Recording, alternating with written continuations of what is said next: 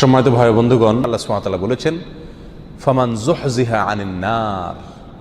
দুনিয়াতে যত সফলতা অর্জন করুক না কেন মানুষ, এটা চূড়ান্ত সফলতা নয়, সাময়িক সফলতা। কিয়ামতের দিন যে ব্যক্তিকে জাহান্নাম থেকে দূরে সরিয়ে দেওয়া হবে, ওয়া উদখিলাল জান্নাহ, আর জান্নাতে প্রবেশ করায় দেওয়া হবে, বলা হবে যাও তোমার জান্নাতে এন্ট্রেন্সের প্রবেশের অনুমতি দেওয়া হলো, ফাকাদ ফাজ, এই ব্যক্তি সবচেয়ে সফল হয়ে গেল। এই হলো সফলতা। যারা অমুসলিম, জাহান্নাম তো তাদেরই জন্য, কিন্তু মুসলমানদের মধ্যেও এরকম বহু হতভাগা, বহু কপাল পড়া মানুষ আছেন যারা তাদের কৃতকর্মের কারণে জান্নাতে যাওয়ার সৌভাগ্য থেকে বঞ্চিত হবেন, তারাও জাহান্নামে যাবেন। রাসূল আকরাম সাল্লাল্লাহু আলাইহি ওয়াসাল্লামের বিভিন্ন হাদিস থেকে সেরকম 17টি শ্রেণীর কথা আজ আমরা উল্লেখ করব। যেই 17 শ্রেণীর লোক এরা জান্নাতে ঢুকে চূড়ান্ত সফলতা এবং সার্থকতা অর্জন করবার সৌভাগ্য থেকে বঞ্চিত হবে, বরং এরা জাহান্নামে যাবে। এরপরে তাদের সেখানে শাস্তি হওয়ার পরে কোনো কালে আল্লাহ সুবহানাহু ওয়া তাআলার দয়া হলে তখন তারা জান্নাতে আসবে। তাহলে মুসলিম হয়েও যে সমস্ত লোকেরা জান্নাতে যাওয়ার সৌভাগ্য অর্জন করবে না, এই সৌভাগ্য থেকে বঞ্চিত হবে, সেই হতভাগা লোকদের ভিতরে 1 নম্বর হলেন অবৈধভাবে হারাম পথে উপার্জন করে যে ব্যক্তি দেহ গঠন করেছে, ওই দেহ জান্নাতে প্রবেশ করবে না। ওই দেহের জন্য জান্নাত হারাম, নো এন্ট্রি। সে যতই ভালো কাজ করুক না কেন, তার দেহ যদি হারাম খাদ্য দিয়ে তৈরি হয়, তাহলে সেই দেহ জান্নাতে প্রবেশ করবে না। এ বিষয়ে নবী আলাইহিস সালামের বহু হাদিস রয়েছে। নাম্বার 2, আত্মীয়তার সম্পর্ক ছিন্নকারী ব্যক্তি, যেই কোনো অজুহাতেই হোক না কেন, নিজের ভাইয়ের সাথে, নিজের বোনের সাথে, মায়ের সাথে, বাবার সাথে, ফুফুর সাথে, চাচার সাথে, মামুর সাথে, এক কথায় রক্ত সম্পর্কীয় যত আত্মীয় আছে তাদের সাথে, এবং কি শ্বশুরবাড়ির লোকজন আছে, কোনো যুক্তিসঙ্গত কারণ ছাড়া তাদের সাথে আপনি সম্পর্ক ছিন্ন করলেন। আত্মীয়র সাথে সম্পর্ক যে ব্যক্তি ছিন্ন করে, এই ব্যক্তির জন্য জান্নাতে প্রবেশের সুযোগ নাই। নবী আলাইহিস সালাম বলেছেন, লা ইয়াদখুলুল জান্নাতা কাতি'। যে ব্যক্তি আত্মীয়তার সম্পর্ককে ছিন্ন করে ফেলে, কোনো সম্পর্ক রাখে না, কথাবার্তা বন্ধ করে দেয়, উঠা বসা বন্ধ করে দেয়, এই ব্যক্তি জান্নাতে প্রবেশ। তৃতীয়ত, মুসলিম হয়েও যে ব্যক্তি জান্নাতে প্রবেশ করতে পারবে না ভাই, তিনি হলেন ওই ব্যক্তি যে তার প্রতিবেশীকে কষ্ট দেয়। পাশের জমিনওয়ালার আইল ঠেলাঠেলি করে, পাশের বাড়ির লোকের ছাদের উপরে ময়লা ফেলে, জোরে সাউন্ড দিয়ে গান শুনে পাশের প্রতিবেশীর কষ্ট হয়। এক কথায় প্রতিবেশীকে যারা কষ্ট দেয়, এই লোকগুলো জান্নাতে যাবে না। এ বিষয়ে সহিহ মুসলিমের ভিতরে সুস্পষ্ট হাদিস রয়েছে, যে হাদিসের আলোকে জানা যাচ্ছে যে যে ব্যক্তি তার প্রতিবেশীকে কষ্ট দেয়, সে জান্নাতে প্রবেশ করতে পারবে না। নাম্বার 4, মা বাবার অবাধ্য সন্তান। যেই সন্তান তার মা বাবার ন্যায্য নির্দেশকে অমান্য করে, লঙ্ঘন করে, পাত্তা দেয় না, মানে না, এই সন্তানের জন্য জান্নাত নিষেধ। সে যত নেকামল করুক, সে যত ভালো কাজ করুক, যত নামাজ কালাম পড়ুক, কপালে দাগ ফেলায় দেখ, কোনো ফায়দা নাই, তার জান্নাতে যাওয়ার সুযোগ নাই যদি সে কি করে, মা বাবার নির্দেশকে লঙ্ঘন করে। আল্লাহ এবং তার রাসূলের নির্দেশের পরেই আল্লাহর জমিনে যদি কারণ নির্দেশ মানা জরুরি হয়, বাধ্যতামূলক হয়, তিনি হলেন কে? মা এবং বাবা। যদি তারা আল্লাহর নির্দেশের বাইরে কিছু করতে বলে, অন্যায় করতে বলে, তাহলে সেটা মানা যাবে না। অযৌক্তিক কিছু করতে বললো সেটা মানা যাবে না, কিন্তু যুক্তিসঙ্গত যত নির্দেশ করবে সেটা আপনাকে মানতে হবে। আর যদি সেটা মানা আপনার জন্য অসম্ভব হয়, আপনার সাধ্যের বাইরে কোনো কিছু নির্দেশ করে, তাহলে তো আর আপনার কিছু করার নাই। তবে কোনো অবস্থাতে ব্যবহার খারাপ করা যাবে না।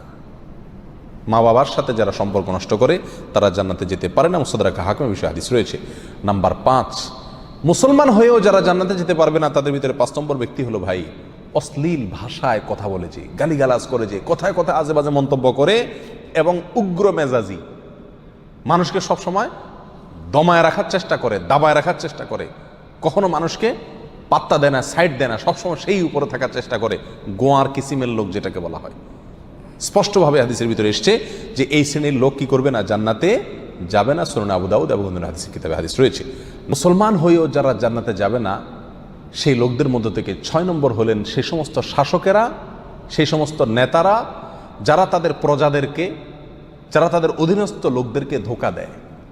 আজ দুনিয়ার কয়জন শাসক এর থেকে বাঁচতে পারবে সেটা আল্লাহই ভালো জানেন। বলেন একটা, করেন আরেকটা, নির্বাচনের আগে ওয়াদা করেন একটা, ধোকা দেন, পরে আর সেটা পালন করেন না। তো সে সমস্ত শাসকেরা যারা তাদের প্রজাদেরকে, অধীনস্থদেরকে ধোকা দেয়, তারাও জান্নাতে প্রবেশ করতে পারবে না। এ বিষয়ে সহিহ বুখারীতে হাদিস রয়েছে। 7 নম্বর, মুসলমান হয়েও যে ব্যক্তি জান্নাতে যাবে না সে হলো অন্যের সম্পদ যে আত্মসাৎ করে। প্রথম শ্রেণীটা ছিল যে হারাম মাল ভক্ষণকারী, সেটা আল্লাহর হক নষ্ট করে হতে পারে। আর এই 7 নম্বর পয়েন্টটা হলো যে কোনো মানুষের হক আপনি নষ্ট করে টাকা কামাই করলেন, যেভাবেই হোক, সেটা ধোকা দিয়ে হোক, প্রতারণা করা হোক, হাওলাত নিয়ে আটকায় দিয়ে হোক, চান্সে চুরি করে হোক, অথবা চিটারি করে হোক, যেই কোনোভাবে অন্যের সম্পদ যদি আত্মসাৎ করেন গায়ের জোরে বা বুদ্ধির জোরে আর করে সেটা আপনি দখল করে ফেলেন, তো মনে রাখবেন এই ব্যক্তির জন্য জান্নাতে যাওয়ার কোনো সুযোগ নাই। নাম্বার 8, উপকার করেও যে ব্যক্তি খোঁটা দেয়, কাউকে উপকার করছে, করে কি করে? খোঁটা দেয়, এই ব্যক্তি জান্নাতে যাবে না। মদ পানকারী ব্যক্তির কথাও আছে হাদিসে সুনান নাসাইর, যে উপকার করে কাউকে খোঁটা দিলেন, উপকার করছেন, জীবনে কোনোদিন বলতে পারবেন আমি তোমার জন্য করছি, তাহলে আল্লাহর কাছ থেকে তো বিনিময় পাবেনই না, উপরন্ত শাস্তি হিসাবে জান্নাতেও আপনার প্রবেশের সুযোগ থাকবে না। সাবধান, কারোর জন্য কিছু করেছেন জীবনে, মুখের বাহির সেটা কোনোদিন করা যাবে না। আর যদি করছেন তাহলে এই উপকার করার চাইতে না করা আপনার জন্য ভালো ছিল, কারণ না করলে আপনি কোনো গুনাহগার হতেন না, কিন্তু করার কারণে, করে খোঁটা দেওয়ার কারণে আপনি জাহান্নামী হচ্ছেন, গুনাহ করছেন। আল্লাহ তাআলা আমাদেরকে হেফাজত করুন। নাম্বার 9, চগলখোর ব্যক্তি। ভাই, চগলখোর যে ব্যক্তি এর কথা ওর কাছে লাগায়, ওর কথা এর কাছে লাগায়, সবার কাছে ভালো থাকার চেষ্টা করে, মুনাফিক কিসিমের লোক। এরা সমাজের সমস্ত ঝগড়া ফাসাদ লাগানোর ক্ষেত্রে মূল ভূমিকা রাখে। আল্লাহ মাফ করুন, এই চরিত্র আমাদের অনেকের ভেতরেই কম বেশ আছে। এই চগলখোর লোক জান্নাতে প্রবেশ করবে না, সহিহ মুসলিম হাদিসে রয়েছে। নাম্বার 10, অন্যের পিতাকে যে নিজের পিতা বলে পরিচয় দেয়। অনেক পালক পুত্র আছে নিজের জন্মদাতা বাবাকে বাবা হিসাবে পরিচয় দেয় না, যে লালন পালন করে তাকে বাবা হিসাবে পরিচয় দেয়। তো অন্যের পিতাকে যদি নিজের পিতা হিসাবে পরিচয় দেয়, এই ব্যক্তিও জান্নাতে প্রবেশ করবে না, এবং সহিহ বুখারীতে হাদিস রয়েছে, যদিও সে কি হয়? মুসলমান হয়। নাম্বার 11, অহংকারকারী, গর্বকারী যে ব্যক্তি খুব অহংকার করে, দাম্ভিকতা দেখায়, অহমিকা দেখায়, প্রদর্শন করে, অথবা মনে মনে নিজেকে খুব বড় মনে করে, এই কপাল পড়া যত ভালো মানুষই হোক, সে মুসলমান হয়েও কি করতে পারবে না? জান্নাতে যেতে পারবে না। নবী আলাইহিস সালাম বলেছেন, লা ইয়াদখুলুল জান্নাতা মান কানা ফি কলবিহি মিসকালু যাররাতিন মিন কিবর, যার অন্তরে বিন্দু পরিমাণে, সরিষার দানা পরিমাণে বা অনুপরিমাণে অহংকার আছে, এই ব্যক্তি জান্নাতে প্রবেশ করবে না। বিনয়ী মানুষেরা জান্নাতে যাবে, বিনয়ী, যারা নিজেকে ছোট মনে করে, সবসময় অন্যকে বড় মনে করে, নিজের দোষের কথা আগে দেখে, নরম থাকে, অহংকার করে না, এই লোকগুলো জান্নাতি। আর যারা অহংকার করে এই লোকগুলো জাহান্নামী। আল্লাহ তাআলা আমাদেরকে হেফাজত রাখুন। 12 নম্বর, যে ব্যক্তি মুসলিম হয়েও জান্নাতে যাবে না, জান্নাতে যাওয়ার সুযোগ থেকে বঞ্চিত হবে, সে ব্যক্তি হলো ওই ব্যক্তি যে ব্যক্তি রাসূলুল্লাহ সাল্লাল্লাহু আলাইহি সাল্লামের নাফরমান। রাসূলুল্লাহ সাল্লাল্লাহু আলাইহি সাল্লামের নির্দেশ জানার পরেও সেটাকে কি করে না? কেয়ার করে না। বাপদাদার নির্দেশকে অগ্রাধিকার দেয়, 14 গোষ্ঠী কী করে আসছে সেটাকে অগ্রাধিকার দেয়, পীর সাহেব কী বলছেন সেটাকে অগ্রাধিকার দেয়, যদি রাসূল সাল্লাল্লাহু আলাইহি সাল্লামের কথার বিপরীত হয়, এরকম যদি হয় তাহলে সেই ব্যক্তি জান্নাতে প্রবেশ করবে না। নবী আলাইহিস সালাম বলেছেন, কুল্লু উম্মতি ইয়াদখুলুনাল জান্নাতা ইল্লা মান আবা, আমার উম্মতের প্রত্যেক সদস্য সবাই জান্নাতে যাবে, শুধু যে অস্বীকার করলো সে জান্নাতে যেতে পারবে না। সাহাবা ইকরাম প্রশ্ন করলেন, ওয়ামাই আবা ইয়া রাসূলুল্লাহ, হে আল্লাহর রাসূল, অস্বীকার করছে কে? তিনি বলেছেন, মান আতাআনি দাখালাল জান্নাহ ওয়া মান আসানি ফাকাদ আবা, যে ব্যক্তি আমার হুকুমকে, আমার নির্দেশকে মান্য করেছে, মেনে চলেছে, সে জান্নাতে যাবে। আর যে আমার নির্দেশকে মান্য করে নাই, সে অস্বীকার করলো, আর যে অস্বীকার করলো সে জাহান্নামে যাবে, সে জান্নাতে যাবে না। নাম্বার 13, মুসলিম হয়েও যে ব্যক্তি জান্নাতে যাবে না, সে ব্যক্তি হলো ওই মহিলা, যে মহিলা অকারণে স্বামীর কাছ থেকে তালাক চায় কথায় কথায়। আমাদের মা বোনদের ভিতরে অনেকের ভেতরে এই চরিত্র আছে, এই দোষ আছে, কথায় কথায় স্বামীর কাছ থেকে তালাক চায়। এর আগে এক আলোচনায় বলেছিলাম, ইবলিস শয়তানের কাছে সবচেয়ে প্রিয় কাজ, যেই কাজে ইবলিস শয়তান সবচেয়ে বেশি খুশি হয়, সেটা হলো একটি দাম্পত্য জীবনে যখন বিচ্ছিন্নতা এসে যায়, স্বামী স্ত্রীর ভিতরে যখন বিচ্ছেদ ঘটে যায়, তখন শয়তান সবচেয়ে বেশি খুশি হয়। একজন মানুষ হত্যা করলে, একজন মানুষ মদ পান করলে, একজন মানুষ চুরি করলেও শয়তান এত খুশি হয় না যত খুশি হয় পারিবারিক জীবনে বিচ্ছিন্নতা ঘটে গেলে। এই জন্য এই বিচ্ছিন্নতা চাওয়া, তালাক চাওয়া, এটাও দোষের বিষয়। কোনো মহিলা যদি রাগের কারণে তালাক চায় স্বামীর কাছে কথায় কথায়, তাহলে এরাও জান্নাতে প্রবেশ করবে না। আল্লাহ তাআলা আমাদের মা বোনদেরকে হেফাজত করুন। সুনানে তিরমিজিতে এই বিষয়ে হাদিস রয়েছে। নাম্বার 14, মুসলিম হয়েও যারা জান্নাতে যাবে না তারা হলো দুনিয়ার উদ্দেশ্যে যারা ইলম অর্জন করে। দুনিয়ার উদ্দেশ্যেই কি করে? ইলম অর্জন করে। কোরআন হাদিস শিখে পয়সা কামাই করার জন্য, চাকরি করার জন্য, বা এটা বিক্রি করে খাওয়ার জন্য, এই ধান্দা যদি ইলম অর্জন করে তাহলে সে ব্যক্তিও জান্নাতে প্রবেশ করবে না। যদি কেউ দুনিয়াতে ইলম শিখে কিসের জন্য? দুনিয়ার কোনো ধান্দা, দুনিয়ার কোনো উদ্দেশ্যে, মানুষের কাছে বড় সাজবে, হ্যাঁ, মানুষের কাছে মর্যাদা পাবে, সম্মান পাবে, মৌলানা সাহেব হবে, মুফতি সাহেব হবে, বক্তা সাহেব হবে, টাকা পয়সা কামাবে, দাওয়াত টাওয়াত খাবে, এই ধান্দায় যদি কোনো মৌলবী হয়, কোনো মানুষে ইলম শিখে, তাহলে সে ব্যক্তিও জান্নাতে যেতে পারবে না। আল্লাহ তাআলা আমাদেরকে হেফাজত করুন।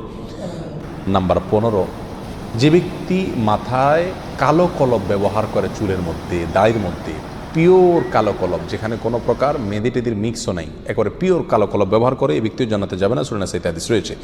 নাম্বার 16, রিয়াকারী ব্যক্তি, যে ব্যক্তি আমল করে, ভালো কাজ করে মানুষকে দেখানোর জন্য। বিশেষ করে আজ প্রিয় ভাইরা, অর্থনৈতিক যত ইবাদত আছে এগুলোর ভেতরে উদ্দেশ্যের অসাধুতা প্রচণ্ড পরিমাণে থাকে। আমরা এগুলো করি, অথচ ধান্দা থাকে মানুষ আমাকে বাহবা দিবে, হ্যাঁ, আমাকে দানবীর বলবে, বা সবাই জানবে যে আমি দান টান করি, সবার কাছে আমি এটা ভালো সাজবো, এই একটা মানসিকতা কাজ করে।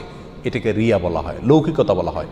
আপনি কোনো নেকামল, কোনো ভালো কাজ, সেটা অর্থনৈতিক হোক আর শারীরিক ভালো কাজ হোক, এটা করে যদি মানুষকে দেখানোর উদ্দেশ্যে করে থাকেন, তাহলে সেই আমলটি নেকামল হয়ে আপনার জন্য জান্নাতে যাওয়ার কারণ হওয়া তো দূরের কথা, এটি বরং আপনাকে জাহান্নামে নিয়ে যাবে। এটা শিরকে আসগর।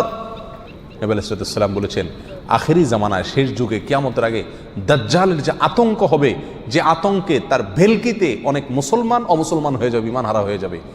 সে আল্লাহ দাবি করবে এবং অনেক কুদরত দেখাবে তার, দেখে অনেকে ভেলকিতে পড়ে যাবে। সেই সময়ে তোমাদের জন্য ঈমানের উপরে টিকে থাকা যত কঠিন হবে, সেই সিচুয়েশনে তোমরা যে বিপদে পড়বে, সেটাকে আমি যতটা ভয় পাই, তার চাইতে বেশি ভয় পাই তোমাদের জন্য এই শিরকে আসগরকে। অর্থাৎ এমন এক সময় আসবে যখন যত আমল করবে মানুষ, সবগুলো মানুষকে দেখানোর জন্য করবে, আল্লাহকে খুশি করার জন্য কোনো আমল খুঁজে পাওয়া কঠিন হয়ে যাবে। এই সেই রিয়া, লৌকিকতা, মানুষকে দেখানো, মানুষের কাছে বাহবা কুড়ানো, মানুষের কাছে সুনাম অর্জন করার জন্য যদি যে কোনো ভালো কাজ করা হয়, তাহলে এই ব্যক্তি জান্নাতে প্রবেশ করবে না। সহিহ বুখারী, সহিহ মুসলিমে বিষয় হাদিস রয়েছে। নাম্বার 17, ওয়ারিশকে বঞ্চিতকারী ব্যক্তি, যে ব্যক্তি তার পরিত্যক্ত সম্পত্তি থেকে তার কোনো ওয়ারিশকে কি করে? মাহরুম করে, এই ব্যক্তি জান্নাতে যাবে না। সুনান ইবনে মাজাতে এই বিষয়ে হাদিস রয়েছে। সম্মানিত ভাইয়েরা, কোনো ওয়ারিশ, আপনার কোনো সন্তান, আপনার কোনো ওয়ারিশ, সে যদি অন্যায় করে, আপনাকে শরীয়ত অধিকার দেয় নাই এটা বলে যাওয়ার যে আমি মরার পরে তাকে আমার কোনো সম্পত্তির ভাগ দিবা না। বহু মা বাপ এই কাজটি করেন, অনেক অভিভাবকরা এই কাজটি করেন, বলে যান মৃত্যুর আগে আমি মারা যাওয়ার পরে সে আমার লাশের কাছে আসবে না, আমার জানাজা পড়তে আসবে না, সে এগুলোর চেয়ে বড় কথা হলো সে আমার সম্পত্তিতে কোনো ভাগ পাবে না, সেজন্য ভিটাতে না আসে। মনে রাখতে হবে, আপনার ঘরে জন্ম নেওয়ার কারণেই আল্লাহ সুবহানাহু ওয়া তাআলা অধিকার দিয়েছেন আপনার সম্পত্তিতে তার হক আপনার মৃত্যুর পরে সে পাবে। সে যদি মন্দ হয় তার হিসাব আল্লাহ নেবেন, কিন্তু আপনি তাকে পরিত্যক্ত সম্পত্তি থেকে বঞ্চিত করার অধিকার আপনাকে ইসলাম দেয় নাই। কোনো সন্তানকে তেজ্য পুত্র করা এই জন্য শরীয়তের কাছে গ্রাহ্য বিষয় নয়। প্রচলিত আইনে হতে পারে তেজ্য পুত্র, আমি জানি না, কিন্তু ইসলামের দৃষ্টিতে তেজ্য পুত্র করার কোনো সুযোগ নাই। হ্যাঁ, অমুসলিম হলে সে সম্পত্তি পাবে না, সেটা ভিন্ন বিষয়, কিন্তু যতক্ষণ পর্যন্ত মুসলিম থাকবে ততক্ষণ পর্যন্ত পরিত্যক্ত সম্পত্তি তা কী করা যাবে না, বঞ্চিত করা যাবে না। যদি কেউ করে তাহলে সে কী হবে না, জান্নাতে প্রবেশ করতে পারবে না। এই 17 শ্রেণীর লোক, এরা মুসলিম হয়েও কি করতে পারবে না ভাই, জান্নাতে যেতে পারবে না। এর ভিতরে বেনামাজি, তার কথা তো বলাই বাহুল্য, কারণ ইচ্ছাকৃত নামাজ যদি ত্যাগ করে সব সময়, তাহলে তো ওলামা একরামের অনেকের মতো সে মুসলমানই না। আমরা এখানে বলেছি যে মুসলমান 5 ওয়াক্ত নামাজ কালাম পড়ে, এর পরেও জাহান্নামে যাবে যারা, তারা হলো 17 শ্রেণীর লোক।